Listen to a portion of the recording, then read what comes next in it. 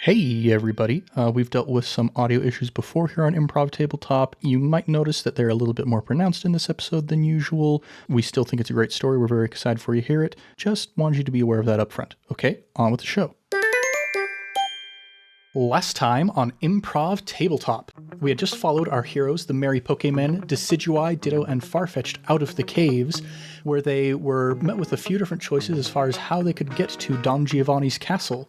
They decided to take the river, and along the way ran into some bounty hunters led by an Alolan executor who was hoping to turn them in and get a cash reward from Don Giovanni. But right before Executor's Drowsy and Hypno Squad could hypnotize our heroes, a rogue Scyther came in from nowhere and removed the Executor from the equation and led our heroes to the area where Don Giovanni's rock Pokemon were beginning to build the moat that was supposed to host the Gyarados. The Gyaradoses. So, after causing an earthquake as a Diglett, Ditto decided to play God for a moment and tricked the Onyx Foreman into believing that he was Arceus.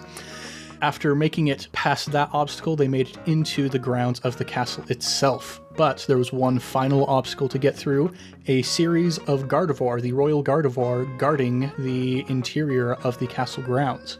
So Ditto, going from God, went to Lover, turned into a Gallade, and charmed all of the Gardevoir, but ended up with one who was maybe a little bit more charmed than the others. And after a very brief but powerful fling, they decided they would see other Pokémen instead. And we ended with all of our heroes going down a secret passageway into the underbelly of Don Giovanni's castle. What's going to happen when they arrive down there in the dungeons? Let's find out here in the world of the Merry Pokémen. What's shaking, everybody? You're listening to Improv Tabletop, the Fate RPG actual play where we make up everything on the spot. I'm Ned Wilcock, your host and GM, and today I'm joined by... Justin Porter, aka JP, and will I ever get over the normal issues that I have? Connor Wood, currently munching on some dark chocolate and silencing his cat, but not in a bad way. Christian Randall. My cat is just cuddled in a window right now, being heckin' adorable. Yeah, I don't know where my cat is right now, but it's his 1-year adoption day. Ooh. So we're celebrating over here in my little pad. Good old Lord of his Manor. Yeah, it's been a while since I've plugged Count Strahd von Tsarevich, my cat, who is the Dark Lord of Barovia, given a feline form. You can follow him on Instagram at a cat named Strahd. I haven't posted in a long time. Ned, I'm pretty sure you are his roommate. You're living in his domain. Yeah, you know, every vampire needs to have a familiar, and, you know, he's found one in me. You got a familiar in me. It's probably all the opposable thumbs. That's why he wants you around. Yeah, I am very useful to him because of my primate qualities. Speaking of primate qualities, you guys go tumbling down this chute, and you find yourselves in one of the prison cells. There is a kind of tapestry on the wall that you tumble out through, and then it settles back down over the wall, hiding the entrance. And the first thing that you notice as you land is you can see a primate walking behind the bars on the other side of the door, just doing a little patrol of this hallway. Guys, I think we're in a tight spot. Nope. This guy looks like he knows where to find the best bananas around. We probably want to stay on his good side. Good that we're on the same page. Yeah. I'm going to go talk to that primate. Well, ho there. The primate turns towards you very rigidly and does like a little salute kind of out of reflex, and the big metal bangle on its wrist smacks up against its helmet, makes a big clanging noise, and he kind of starts cursing under his breath and says, "New prisoners, I've not seen you in this dungeon before, but I'm glad to have you here because it's pretty... We don't often get exciting people such as yourselves, and I get very bored." This is actually a classic mistake. See, we are actually here, me and my friends, here as the entertainment, and we're here to see Don Giovanni, but we must have made a wrong turn somewhere, and this is where we ended up. As it turns out, we are actually prison entertainment. We're here. Roll to overcome with sneaky. He's going to roll with clever. I'm gonna hear him say that. I'm gonna like pull out a feather and then shoot an arrow at it, like, whoa, look at these cool little tricks we do, and like juggle some stuff. I got a 4. Oh, well, he got a -1. So he sees you guys doing your little routine and he goes, "Oh, it wouldn't be the first time that the entertainment has gotten thrown in the dungeon before the job began. Don't worry, this is more common than you'd think." And pulls out a ring of keys and unlocks the door to your cell. Oh, nice. Why, thank you. Thank you. Come on, boys. Let's go practice for our acts. I begin juggling my one Pokeball. I'm tossing it up and down. It's not a very good juggling act, but I'm doing it. And he goes, "Yes, the green room is a couple floors up. We've got a craft service table there. We've got some crudités and some fruit gushers. So just feel free to help yourselves before the performance." Oh, I don't mean to be that guy, but do you know the name of the company that's catering? Because I had Crafts cater one of my other events and it was a nightmare. They were very subpar. No, this here is catered by Chance. Oh, no, they're great. I love them. We're in for a treat. They've got a really good soft-boiled egg going. Ugh. And I really love their slogan, "Take a chance with Chancey Chance." I say that all the time. Yeah, there was that time where they got into the lawsuit with ABBA because they tried to use "Take a Chance" as their theme song without getting permission. The very litigious ABBA. Super embarrassing. Not to be confused with the psychic medium Abra. Different act. Very common misconception, though. Yeah, the more that you try to combine stuff that's going on in the Pokemon world with stuff that's going on in the human world, the more you just run into all of these really bad legal situations. It's messy. So, in any case, the green room is right up the stairs, a couple flights, and then down the hallway. Oh, it's going to be very exciting. Don Giovanni has just finished outfitting all of the Magikarps with the EXP share helmets and is going to do one big old battle to just try and evolve all of them at once. Oh, great. Well, we will make sure to really, All right. really get things going. We hope to see you there. And if so, we might call for an audience to interact with us, so raise your hand high. I appreciate the thought, but I'm not allowed to leave the dungeons. I was born here and I'll die here. You mean you'll faint here? Exactly. Yes, I will faint here. Yes, and I will say hello to Arceus, and we'll have a grand time. Ah, yes, the fateful day when you arrive at the Diamond and Pearly Gates. Oh my gosh. I'll give you a fate point for that. That was very good. Woo! It awaits us all. Oh, man. Well, it's been a pleasure. We will bid you adieu at this time. And I'm going to bird walk up the stairs. See you, monkey. All right. You guys have like some little press passes that he gave you, so you're able to make it past the other guards as you're walking through. And eventually you make it to the green room. You can see that there's a couple other Pokémen in here that are kind of tidying up the place. Appears to be like the tech crew. There are a bunch of Lampent there that are floating around, and they've got a bunch of like colored gels that they're putting in front of themselves to change the color of the light that they're casting. There's like some Loudred that are getting ready to like set up the sound system for the event. So a lot of technicians bustling about. They're all dressed in their black turtlenecks and black slacks so that they'll be unobtrusive during the show. The stage manager, who happens to be a Dragonite, we'll say, just for fun, Spicy. turns towards you, a big old clipboard, and says, "Ah, yes, the entertainment for the halftime show. I'm glad that you've made it." Boy, so are we. And we got quite the show planned. Hey, you ever seen this before? And I start doing the little hands on the wall. "Yeah, you mean have I seen a Mr. Mime speak before? I cannot say that I have." I can do more than just speak. Mewtwo, Mewtwo. This is a vocal warm-up. You know, he still needs to practice his vocal cords and get vocal warm-up, even if he's not going to be using them. I mean, don't patronize us. We're the actors. All right. Yeah, but we're excited to be here. Yeah, come on. Respect the process. Yeah, so you guys continue warming up in whatever way works best for you. If you want to do like some blind freeze or maybe a singing game to warm up or whatever, we'll just ignore you because I hate that stuff personally. But you guys have 10 minutes until curtain goes up, and that's when the big event is starting. Whew, thank you, 10. All right, guys, let's do this. If we haven't been putting off the people who don't understand all of our Pokemon references, at least we're also putting off the people who don't understand our theater references. Oh, yeah. All about that really, really, really niche market. Oh, yeah, this one's for a very specific crowd.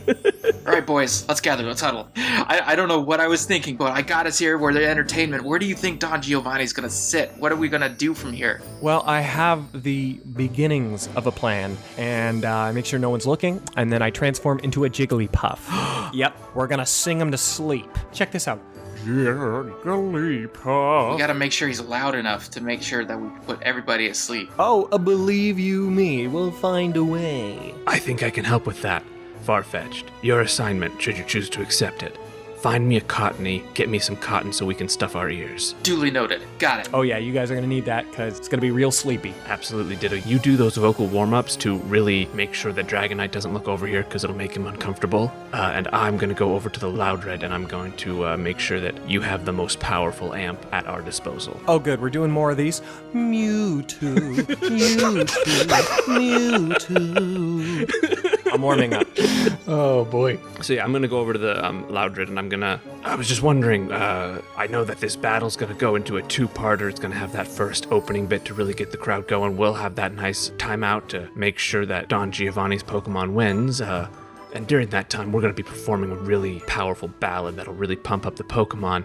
We just want to make sure that you guys had an amp that could really sustain and broadcast that sound as much as possible. And you see a few of the smaller Loudred turn towards one really big Loudred who's got his back to you, has like a jean jacket with the sleeves cut off. You can see there's a bandana around its head, and turns around and it's got like the Squirtle Squad sunglasses. Ooh, yeah. And he goes, "Oh, don't you worry, DJ Dread has you covered." Boom. Absolutely. Remember when this started out as medieval fantasy?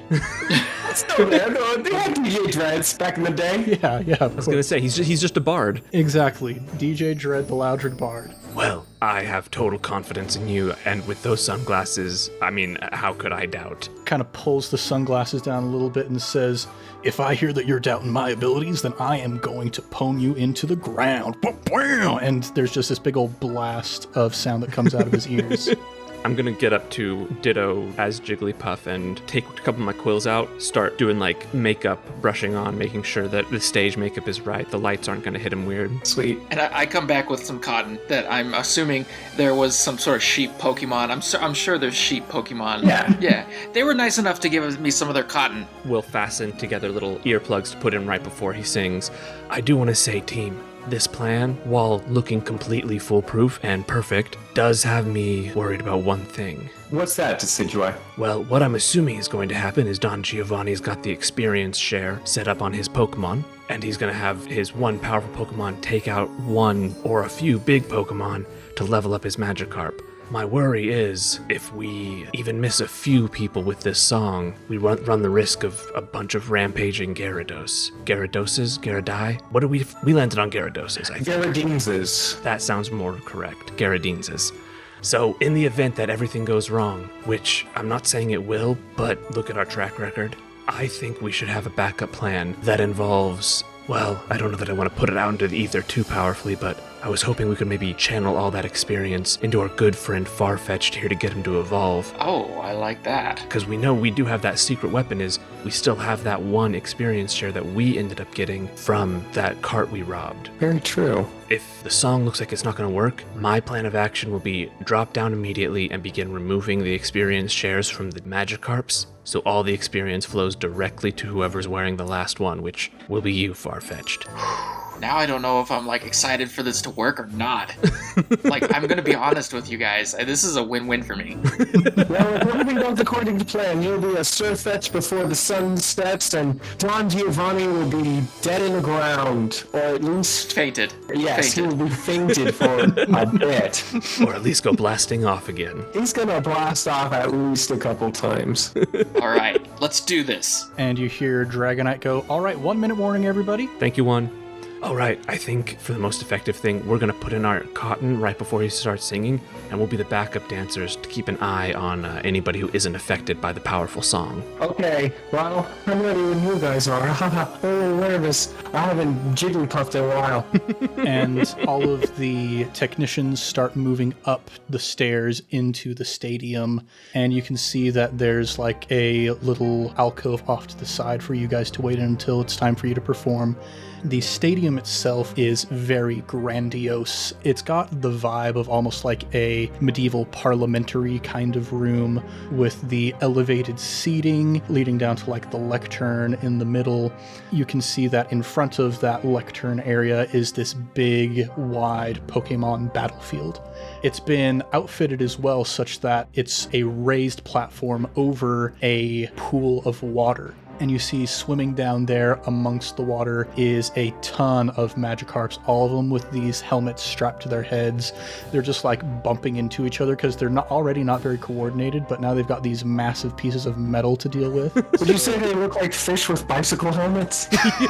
Maybe a little bit. That's exactly what I'm hoping for. I'm like almost intimidated, and then I see what they look like. Yeah, I mean, currently they look like a team of completely incompetent idiots, but they're hoping to make you understand the power that's inside, as it were. Yes. Yeah. I do want to check, just out of professional curiosity, with this horde this size, are any of them golden in color? Go ahead and just roll a luck check for me. I don't add anything to that, do I? You can spend a fate point if you want to try and boost it. Well, I got a -2, so I'm going to spend a fate point to re-roll that because shiny hunting is worth the sacrifice.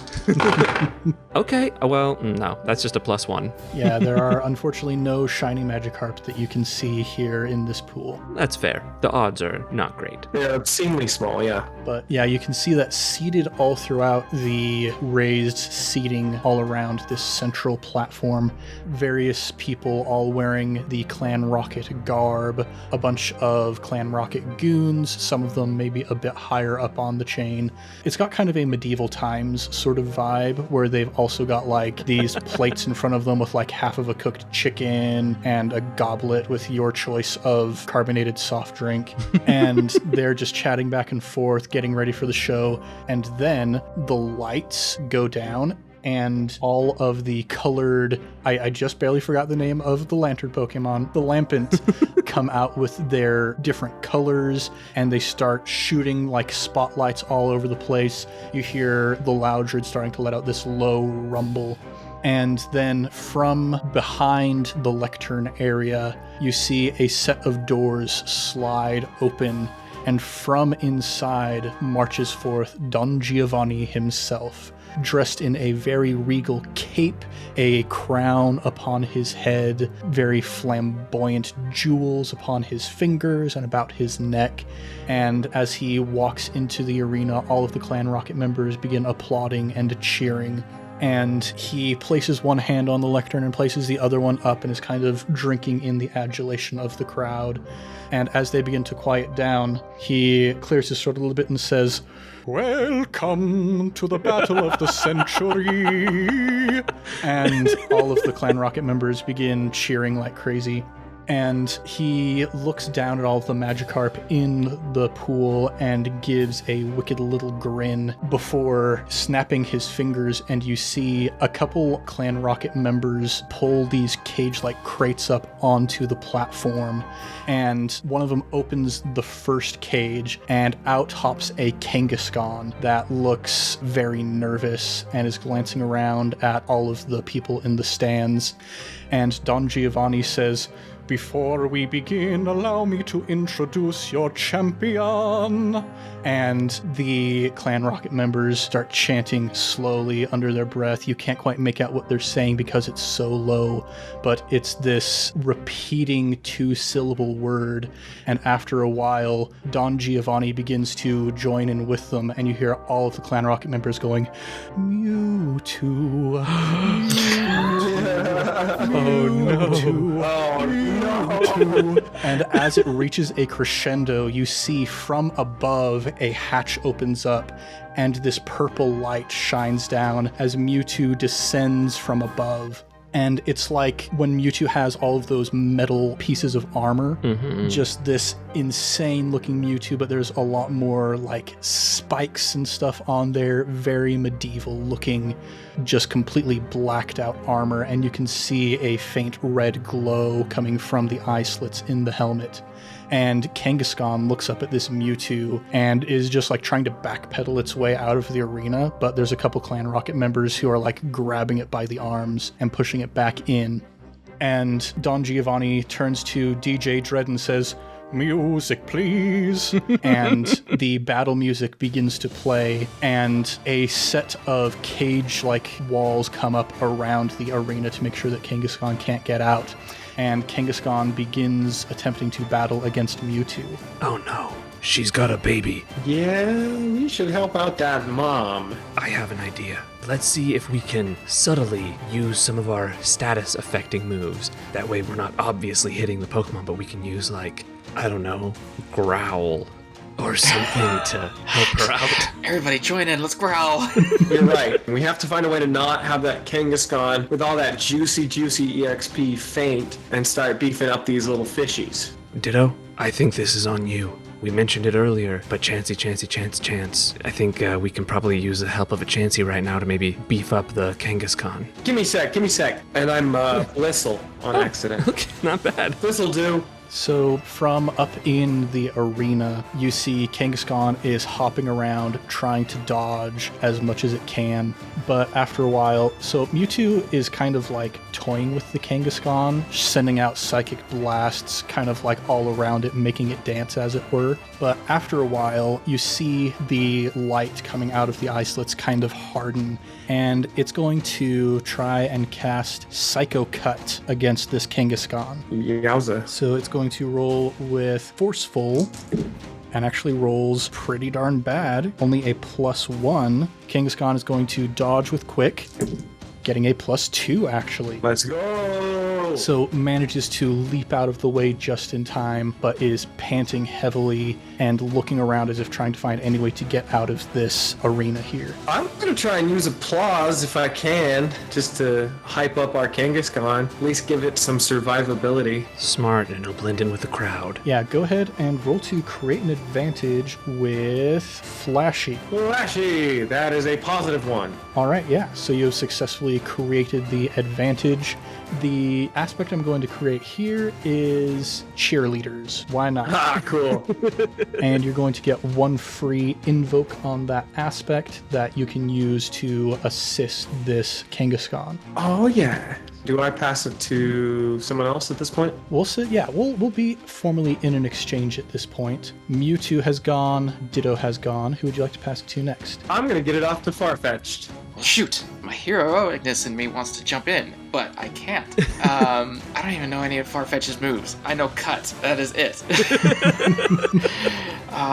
Just gonna get in position for when he starts singing and pass it on to Decidueye for right now. All right, I'm gonna look around and see have they finished setting up the halftime show like stage before the show started? You see that there's a bunch of the technicians who have like prop pieces ready to bring them on the stage as soon as they get their cue. Gotcha, but the sound has probably been set up. They're not gonna be plugging things in like that. Yeah, sound is already good to go. All right, I'm gonna turn to Ditto and I'm gonna say, looks like we're not gonna wait till halftime to do this show. And I'm gonna give him a wink, and I'm gonna use Brave Bird. Oh, that's an attack that makes my guys faint a lot. Yeah, so Brave Bird, canonically in Le Pokémon, is a move that does a lot of damage, but it also hurts the user. So I was wondering if I could use this and then take up to you deciding on how big of a punchback I take, whether it's a major, medium, or minor. Yeah, I'll say, depending on how well you roll, I'll say that you can add to this attack an extra number of stress against the opponent equal to the amount of stress corresponding with whatever consequence you take.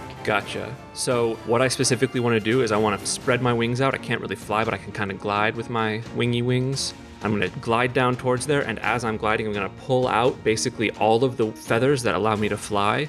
And I'm going to pull them back and kind of starting with my trump card, and I'm going to release a bunch of arrows all at once to strike all of the experience share helmets. And I'm going to use Taurus Eye, my stunt. Yeah, go ahead then and roll to attack with Clever. You kind of get into the zone, you leap up, time starts to slow down a little bit around you. Go ahead and roll that and see what you get. That is a 5. Very nice. So it may surprise you to hear this, but magikarps are kind of inept and not necessarily hard to hit. So you start loosing off all of these arrows, and there's these little sort of magical explosions that start going up in the water all around the arena. And there's a bunch of the Clan Rocket members up in the stands who are just like, man, look at the pyrotechnics. This show is great. But you notice that Don Giovanni from behind his lectern is starting to get very suspicious of what's going on here. Roll to overcome with sneaky to see if you can avoid being noticed by him. My plan was not to avoid notice, it was to land directly in front of Kangaskhan and take up a defensive posture. So yeah, we don't have to worry about that. You land right in the middle, and Don Giovanni begins to seethe and fume. You can see the smoke coming out of his ears, and he turns to the rest of Clan Rocket and says, "A change of plans, my friends. We're going to kill this interloper, make him faint." And I spread my wings with their missing feathers now, and I'm going to accept, if I may, a major consequence. A major consequence. And I'm going to add that to the damage I did to all the experience shares down on the magikarps, and I'm going to shout out, "Are you not entertained?" And then I'll give a little glinty eye up to Farfetch'd, give him a wink, reminding him to put on that experience share so all of this goes to him. And then I'll stand in front of Mewtwo. All right. And I do. I put it on. Okay. But I'd like to pass it to Mewtwo if that's possible. Okay, yeah. The major consequence that you're going to get in return for being able to eliminate all the other EXP share helmets is Mewtwo's sworn enemy. Whoa. Okay. I mean, there is still history there, Clan Rocket. So Mewtwo looks down towards you and begins swirling its weird ball-ended fingers in the air, and you feel it's like a wind is tearing at your mind. Going to use a Psy Strike against you. Ooh. And it's going to attack with Clever, try and get into your weak points.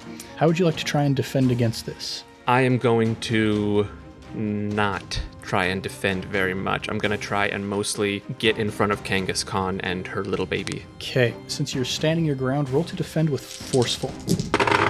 Ooh, that's a -2. Mewtwo also didn't roll super great, is still at a +2 though, and is going to spend a fate point to invoke Mewtwo's sworn enemy to bring that up to a +4. So is that 6 stress? That it is. Okay. Still have 2 more consequences you can use to Yeah, I'm going mitigate to choose that. a moderate consequence, which I think takes care of 4 of them, and then just take 2 stress. Okay, so yeah, the moderate consequence that we're going to give to you is crippling remorse. Ooh. You feel this Psy Strike buffeting against your mind. It just dredges up all of these memories of when you were working for Clan Rocket yourself.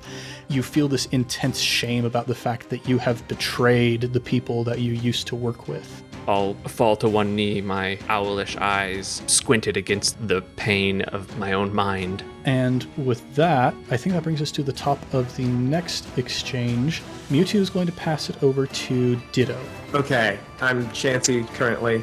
I'm gonna use Double Team and just put a bunch of Chanseys kind of throughout the crowd with the intention of getting close to Don Giovanni. Okay, go ahead and roll to overcome with Sneaky then. It's going to roll with Clever to see if he catches onto your ruse. Right. That is a +3. I'm gonna go ahead, just because I want this to work, I'm gonna use my invoke cheerleader to give that a +2. Yeah, so all of your double team Chansey clones throughout the crowd start giving up these cheers, and all the members of Clan Rocket are very distracted by this.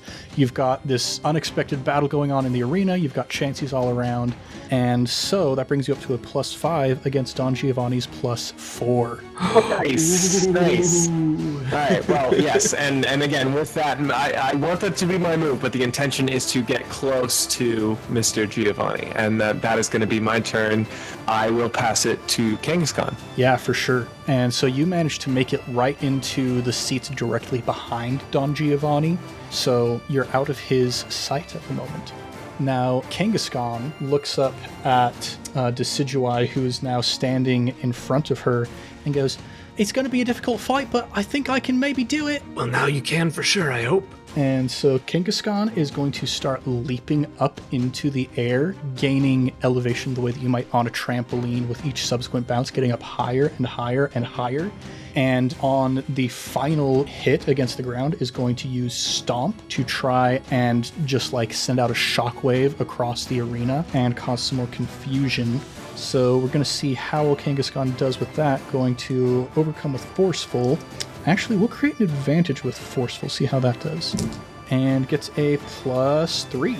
So the aspect that we're going to create here is going to be called Shattered Foundation. You see the power of this stomp is starting to crack the floor of the arena. The bars that are up around the walls of the arena are starting to topple over. And so Cracked Foundation, you've got 2 free invokes on this aspect. Nice. And that's going to do it for Kangaskhan. We're going to pass it over to Farfetch'd. The hero side of me is just overcome. I have to be the hero, and so I'm going to jump behind Mewtwo and take my stick and kind of pull him down around his neck and see if I can hold him. All right, yeah, roll to attack with Forceful, let's say. I was going to ask if I could do it with Flashy. Okay, so yeah, you like leap up in there, make a big show of it. Yeah. Okay, yeah, roll to attack with Flashy, which is going to try and defend with Quick. That's a +2. Mewtwo also gets a +2. Then I'm going to invoke a Fate Point and make it a +4.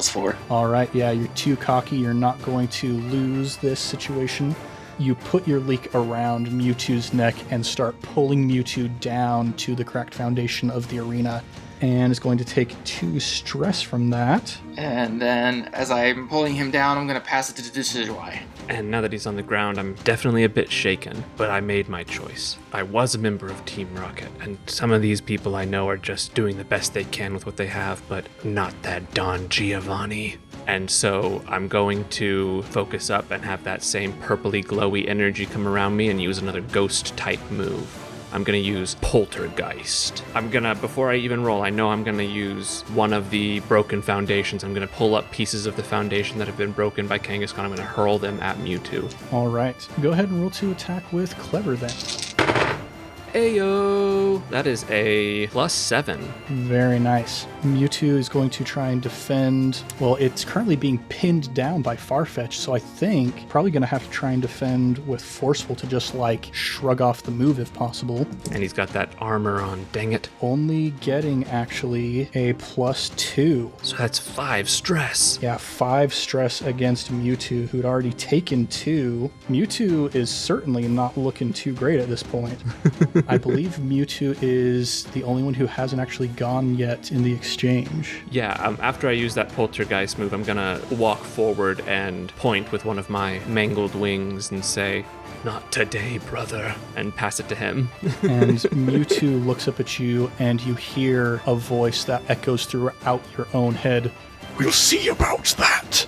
And is going to just use Psychic against you. Going to attack with Clever. How would you like to try and defend? Ooh, Psychic will do some damage. I am going to try and focus my mind on my good friends and the camaraderie we've built through our merry companionship. Pokémen? I'm trying to make Pokemon and companionship one word. It's just not going to happen. Pokemanionship. Pokemanionship. There it is. Yeah, I'll say that you can defend with Clever for that. Why not? All right.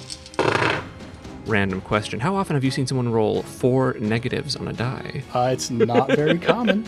Well, with my +3 Clever, that is a -1. So here's the fun thing here. Mewtwo got a +6. Oh my god. And is going to spend another fate point to invoke Mewtwo's sworn enemy, bringing it up to a +8. All right, as my mind is racked by this pain, Farfetch'd directly in front of me, I give him a wink as my eyes begin to water, and I say, "This experience is yours." And I faint. Oh my gosh. The first time that one of our characters is completely taken out and we can't say that they die, they have to faint.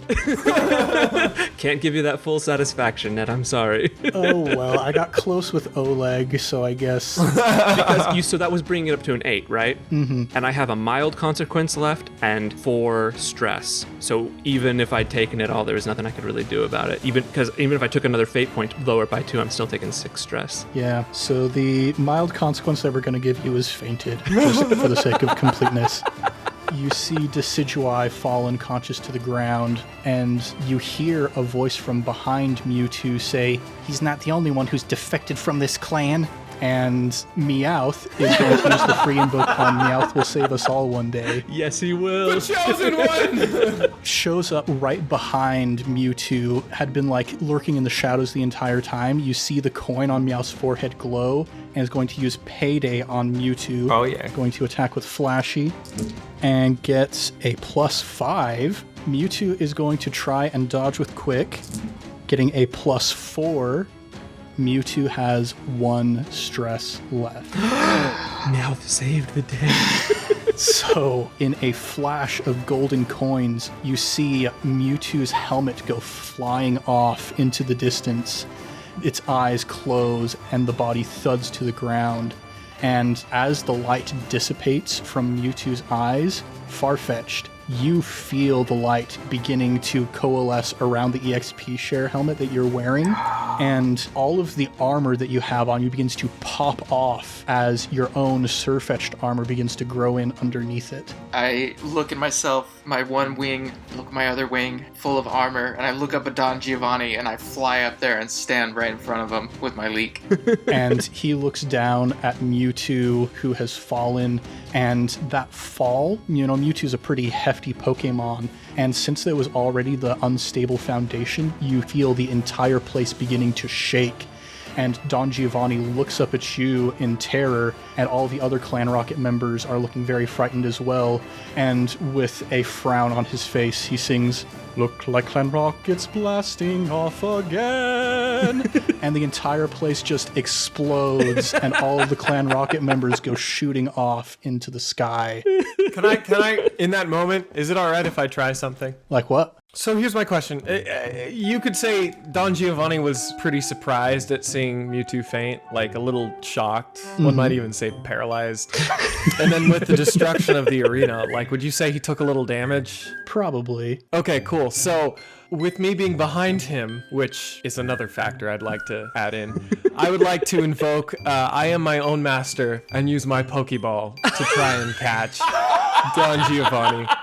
Oh, wow. Seeing as he is damaged, paralyzed, and I am behind him, so I have the proximity bonus, I feel pretty good about these odds.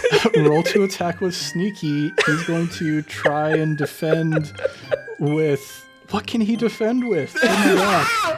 All right, well, I got a +6. He's just going to a flat roll for Don Giovanni. That's a +2. Your Iron Maiden-like Pokeball opens up, and you see Don Giovanni begin to dissolve into a swirl of light and get caught within the ball, lands in front of you, shakes once, twice, thrice, and you hear the final click.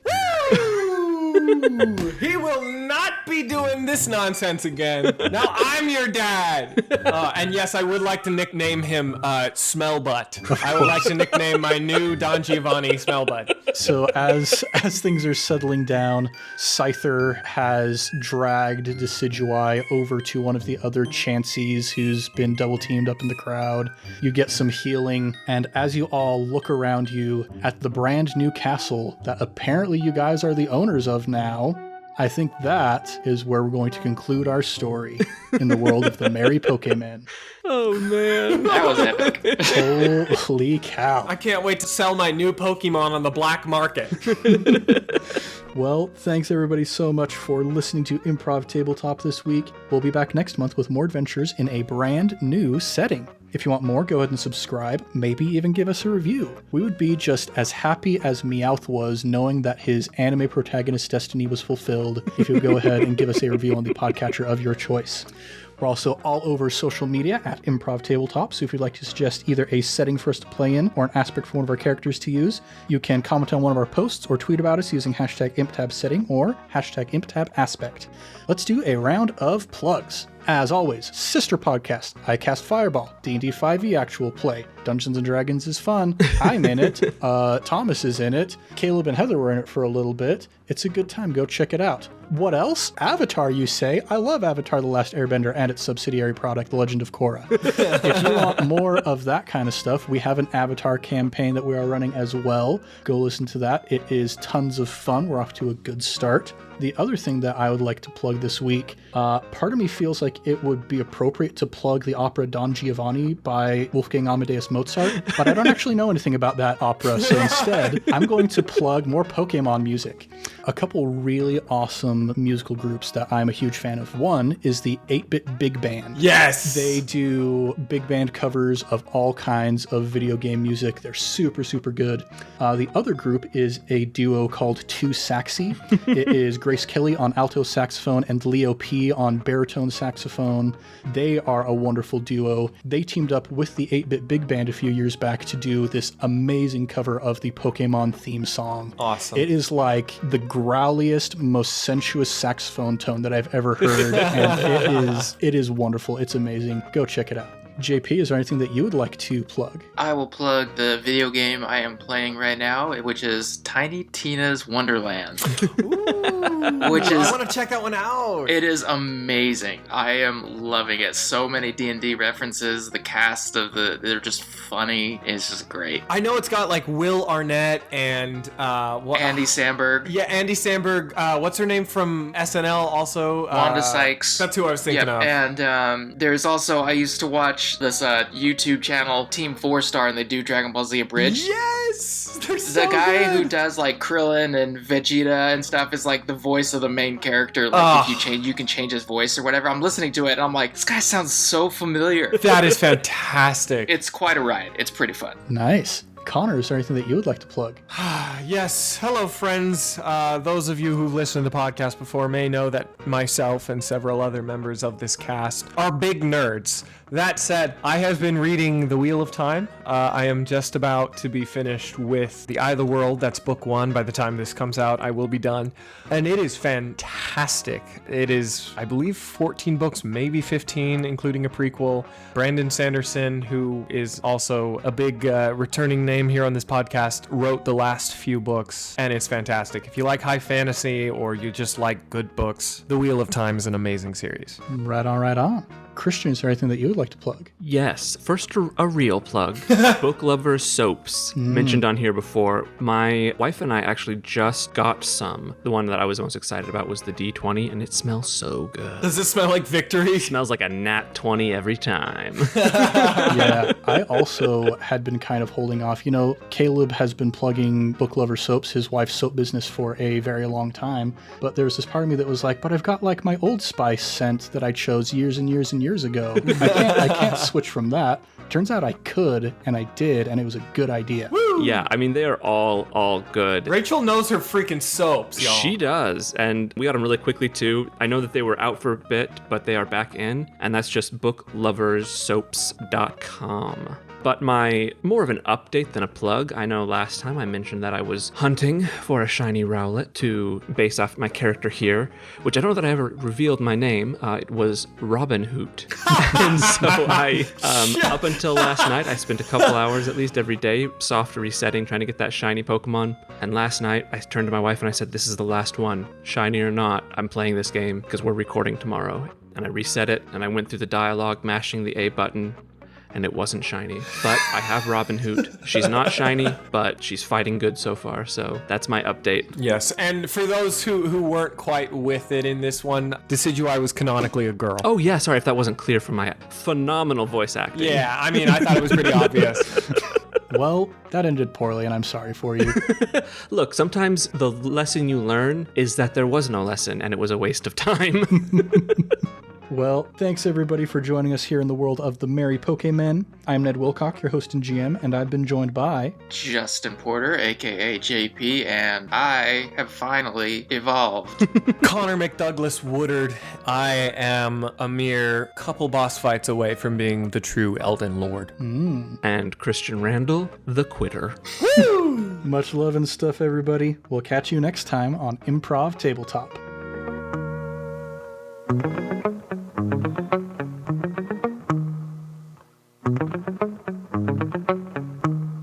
You know what? Death was my favorite part too.